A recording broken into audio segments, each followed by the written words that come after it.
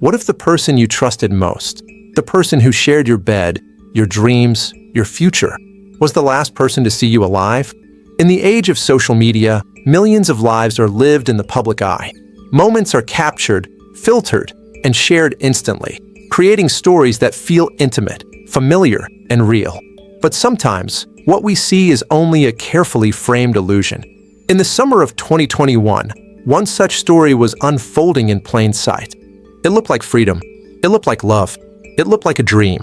A young couple driving across America in a white van, waking up beneath open skies, exploring national parks, smiling into cameras, promising their followers a life without limits. Their post showed laughter, sunsets, and handwritten captions about adventure and connection. But behind the images, something was breaking. And when that picture-perfect journey suddenly stopped, an entire nation began asking the same question. What really happened out there on the road? This is the story of Gabby Petito. Gabby was 22 years old. She was described by those closest to her as gentle, artistic, and deeply empathetic. She loved journaling, drawing, photography, and storytelling. Friends say she felt things intensely: joy, anxiety, hope, all of it. She dreamed of turning her creativity into a life of freedom. Like many young people her age, Gabby wanted more than a routine life. She wanted experiences. She wanted to see the world. And she wanted to document that journey, sharing it with others who felt the same pull toward adventure. That dream led her to van life, a growing online movement centered on minimalism, travel, and self-discovery. A life on the road, free from schedules and expectations. And she wouldn't be alone. Enter Brian Laundrie. Brian was Gabby's fiancé. They had known each other since high school in New York. Friends described him as quieter, more reserved. While Gabby was expressive and emotional, Brian appeared calm, analytical, and introverted. On social media, they seemed inseparable. In July 2020, the couple got engaged. The future looked set: marriage, travel, content creation, and a life built together. To those watching from the outside, it looked like young love finding its path. But relationships, especially those lived publicly, often hide their fractures. In mid-2021, Gabby and Brian made a decision that would change everything. They packed up their belongings, converted a white Ford Transit van into a mobile home, and set off on a cross-country journey that would take them through some of America's most remote and breathtaking landscapes. They left New York on July 2nd, 2021. Neither of them knew it would be the last journey Gabby would ever take. From the very beginning, the trip was documented online. Instagram posts showed Gabby smiling in wide-brimmed hats, posing against canyon walls and desert skies. YouTube videos captured moments of laughter, road trip playlists, and cozy van interiors. Their followers watched the couple chase sunsets across state lines. But even in those early videos, subtle cracks appeared. Moments of tension, awkward silences, small interactions that felt off. At the time, few noticed. Because social media doesn't show the full story, it shows what people choose to show. As the weeks passed, the couple moved through Colorado, Utah, and toward Wyoming, some of the most isolated terrain in the country. Long drives, limited cell service, vast stretches of wilderness where help is hours away. And then, on August 12th, 2021, something happened that would later become one of the most scrutinized moments in the case. In Moab, Utah, police responded to a report of a domestic disturbance involving a couple in a van. That couple was Gabby Petito and Brian Laundrie. Body camera footage from that encounter would later circulate worldwide.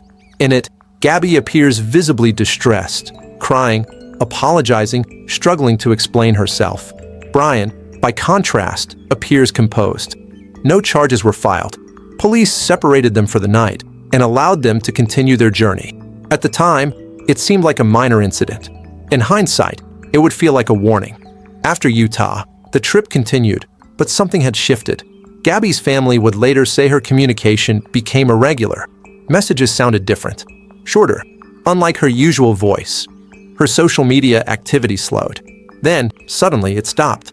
The last confirmed sighting of Gabby alive occurred in late August 2021, near Grand Teton National Park in Wyoming, a place known for its staggering beauty and unforgiving wilderness. After that, there were no calls, no messages, No posts, just silence. On September 1st, 2021, Brian Laundrie arrived back at his parents' home in Northport, Florida. He was alone. The white van was with him. Gabby was not. For 10 days, no missing person report was filed. No public explanation was given. Brian did not contact Gabby's family. He did not speak to police. Gabby's parents grew increasingly alarmed. And on September 11th, Gabby Petito was officially reported missing. Within hours, her name was everywhere. What followed was unlike anything seen before. Social media users began piecing together timelines. Internet sleuths analyzed Instagram posts, YouTube footage, and GPS data. Tips poured in from across the country. News networks interrupted programming. Law enforcement agencies mobilized across multiple states. The story resonated deeply. A young woman, a visible journey, a sudden disappearance. People didn't just watch this case, they felt it. Because Gabby wasn't a distant name in a police report. She felt familiar. She felt like someone you knew. As search efforts intensified, one truth became clear. This was no longer just a missing person case. It was a race against time. A race through national parks, deserts, and forests. A race against silence. A race to uncover what had happened between two people alone on the road. And at the center of it all was one haunting reality. Only one person knew exactly what happened to Gabby Petito. And that person wasn't talking. This was the moment the journey ended and the investigation began. A story that would force a nation to confront uncomfortable truths about relationships, warning signs, and the stories we believe. Because somewhere between the smiles and the silence, the truth was waiting to be found, and the world was about to watch it unfold. When does a journey stop being an adventure and start becoming evidence? For Gabby Petito and Brian Laundrie, the answer didn't arrive all at once. It arrived quietly, across miles of highway, fragmented messages, and moments no one noticed until it was too late. This is how the timeline unfolded. On July 2nd, 2021, Gabby Petito and Brian Laundrie officially began their cross-country road trip. They left New York, heading west in their white Ford Transit van, packed with clothes, cameras, notebooks, and plans for the future. Their goal was clear: document the van life experience, explore America's national parks, and grow their presence online. To friends and followers, it looked like the start of something special. Early posts showed Gabby smiling confidently, posing in natural landscapes. Videos featured the van's interior, scenic drives, and upbeat music. The couple appeared united, excited, and hopeful. But long road trips have a way of magnifying everything: joy, stress, and conflict alike. As the weeks passed, the couple traveled through Colorado and into Utah. They spent long hours together in a confined space, navigating unfamiliar terrain, unpredictable weather, and the pressures of constantly filming their lives. Behind the scenes, tensions were growing. On August 12th, 2021, those tensions spilled into public view. In Moab, Utah, police received a call reporting a possible domestic disturbance involving a man and a woman near a van. Witnesses described an argument. When officers arrived, they encountered Gabby and Brian. What followed would later become one of the most analyzed police interactions in recent memory. Body camera footage captured the encounter. Gabby appeared visibly upset, crying, anxious, struggling to steady her breathing. She repeatedly apologized, taking responsibility for the conflict. Brian, by contrast, appeared calm, speaking evenly, even joking at times. Police questioned both of them separately. No charges were filed. Officers determined that the situation did not meet the threshold for arrest. Instead, they separated the couple for the night. Brian stayed at a hotel. Gabby remained with the van. The next day, they were allowed to continue their trip. At the time, it seemed like the end of an uncomfortable moment. In hindsight, it would feel like the beginning of the end. After Moab, Gabby and Brian continued traveling through Utah. On August 19th, Gabby made a FaceTime call to her mother. She appeared emotional, expressing stress about the trip. It was one of the last confirmed conversations her family would have with her. Days later, Gabby and Brian were seen at a restaurant in Jackson, Wyoming, near Grand Teton National Park. Witnesses later recalled a tense interaction involving Brian, describing his behavior as agitated. Then, the timeline begins to narrow. On August 27th, 2021, Multiple witnesses reported seeing Gabby and Brian near their van in Wyoming. Video footage from another traveling couple, recorded unintentionally, would later capture the white van parked near Spread Creek dispersed camping area. At the time, it was just another travel video. Later, it would become critical evidence. After August 27th, there were no confirmed sightings of Gabby Petito alive. In the days that followed, Gabby's family noticed something unsettling. Messages they received didn't sound like her. The tone was different. The wording felt off. Her usual enthusiasm was gone. Then the messages stopped altogether. Her social media accounts went silent. No photos, no captions, no check-ins. For a young woman who regularly documented her life, the silence was alarming. On September 1st, 2021, Brian Laundrie arrived back at his parents' home in Northport, Florida. He was driving the same van he and Gabby had traveled in together, but Gabby was not with him. Brian did not notify authorities. He did not contact Gabby's family. He did not offer an explanation. For 10 days, nothing happened publicly. Behind the scenes, Gabby's parents were desperately trying to reach their daughter and Brian. They received no answers. By September 10th, concern turned into fear. Gabby's mother contacted law enforcement, reporting her daughter missing. On September 11th, 2021, Gabby Petito was officially listed as a missing person. Within hours, the case exploded. National news outlets picked up the story.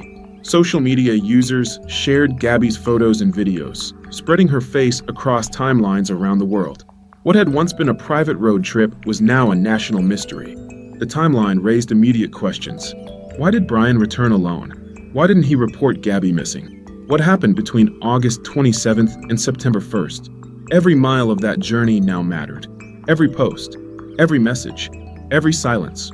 The road trip that once symbolized freedom had become a trail investigators needed to follow, step by step, state by state. By the time Gabby Petito was reported missing, time was already slipping away. The story had moved beyond a disappearance. It had become a race, to retrace a journey, uncover the truth, and answer the question that now consumed a nation. What happened to Gabby Petito between the last smile and the last silence? And could the answers still be found? What happens when a missing person case stops being local and becomes a national obsession? For investigators, the search for Gabby Petito began as a routine request for assistance.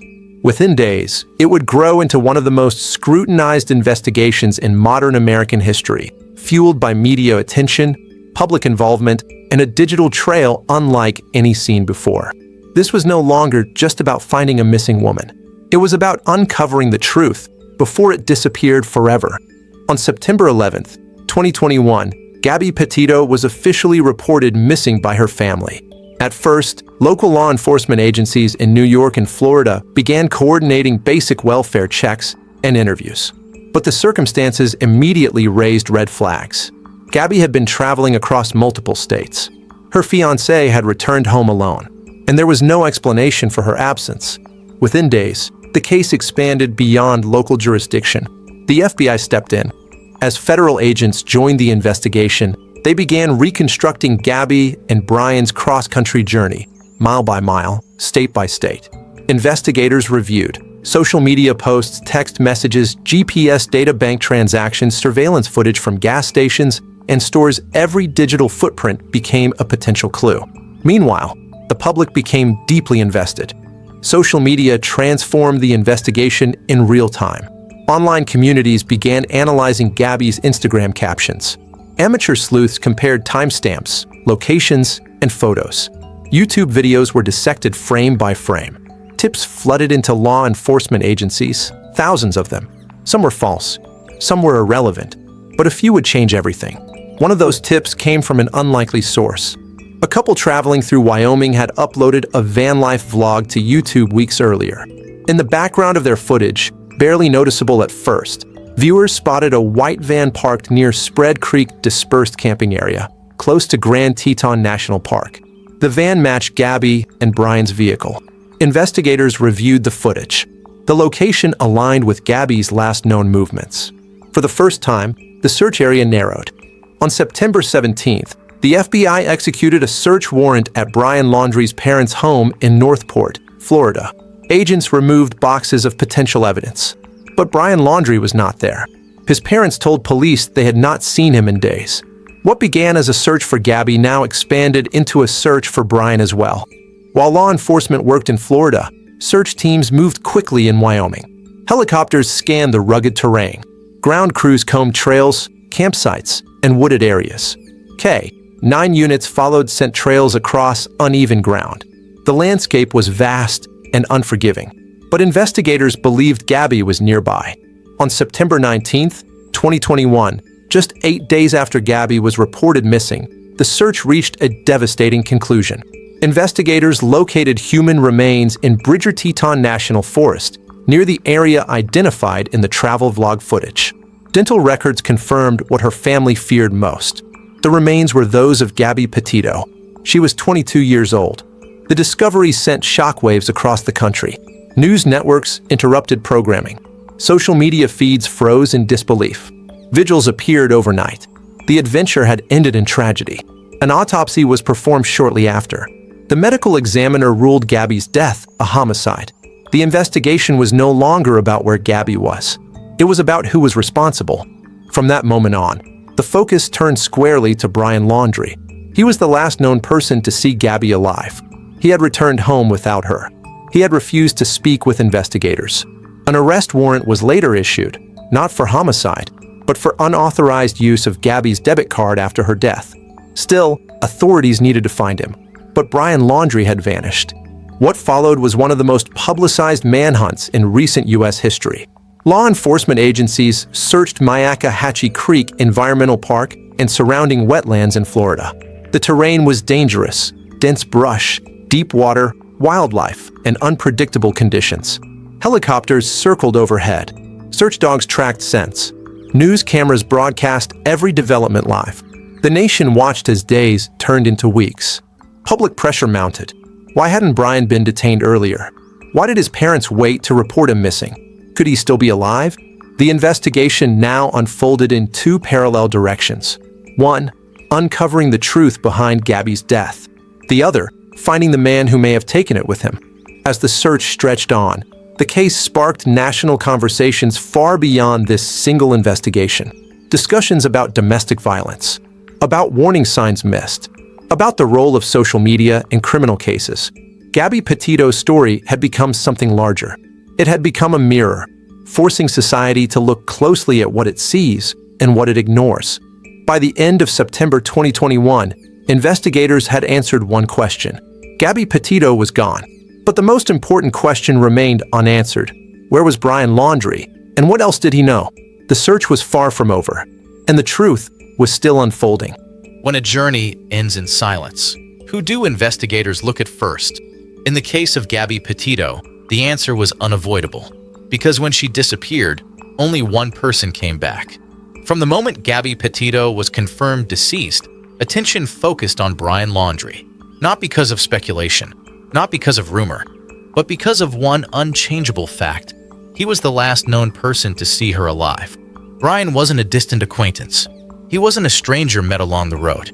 He was Gabby's fiancé, the man she lived with, traveled with, planned a future with. And when he returned home to Florida on September 1st, 2021, Gabby was gone. No explanation, no call for help, no missing person report, just silence. Investigators began assembling Brian's movements in the days following Gabby's disappearance. What they found raised serious concerns. Financial records revealed that Gabby's debit card had been used multiple times after her death. Purchases were made, withdrawals occurred, and transactions were traced across state lines. This wasn't a technicality. It was evidence. As a result, federal authorities issued an arrest warrant for Brian Laundrie on charges of unauthorized use of a debit card. It wasn't a homicide charge, but it confirmed what investigators already believed. Brian knew more than he was saying. Still, the question lingered, heavy and unresolved. Why did this happen? To answer that, investigators and experts began looking backward, at the relationship itself.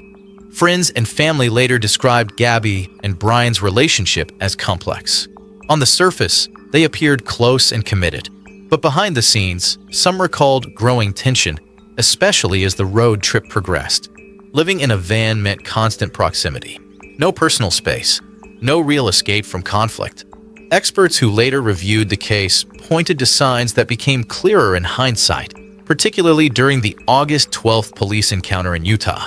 The body camera footage showed a power imbalance that, at the time, went largely unrecognized. Gabby was apologetic, Brian was composed, and the situation was framed as mutual conflict. But many now see that moment differently. As a warning, domestic violence experts later emphasized how emotional distress can be misunderstood, especially when one partner appears calm and cooperative. In Gabby's case, those warning signs didn't trigger intervention. The trip continued, and whatever tension existed between them continued as well, unseen by the outside world. As investigators closed in, Brian Laundrie stopped communicating entirely. He retained a lawyer. He declined interviews. And then, he disappeared. On September 14th, Brian's parents reported that they hadn't seen their son in days. What began as a search for Gabby had now become a search for Brian.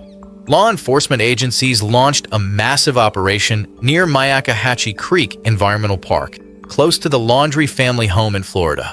The terrain was challenging: dense brush, standing water, wildlife, and unpredictable conditions. Search teams worked day after day. The public watched every move. Helicopters hovered overhead. Search dogs tracked trails. News cameras broadcast live updates. Questions filled the air. Was Brian hiding? Was he trying to escape? Or was something else happening entirely? As the weeks passed, frustration grew. Why wasn't Brian found sooner? Why hadn't he been detained earlier? What did his parents know, and when? Speculation surged, but investigators stayed focused on facts. They searched methodically, and eventually, they found him. In October 2021, authorities located human remains in the same Florida nature reserve where Brian had been reported missing. Dental records confirmed the identity. The remains belonged to Brian Laundrie. Investigators later recovered a notebook near the site. Inside, Brian had written a statement claiming responsibility for Gabby's death. The case would never reach a courtroom. There would be no trial, no cross-examination, no verdict, only conclusions drawn from evidence left behind. With Brian's death, the criminal investigation effectively ended, but the emotional questions did not. Why didn't he speak? Why didn't he ask for help? Why did the warning signs fail to stop what happened? For Gabby's family, answers came, but not justice in the traditional sense. The story of Brian Laundrie is not one of mystery alone. It is a story about accountability that arrived too late, about silence that spoke louder than words, and about how easily danger can hide behind familiarity.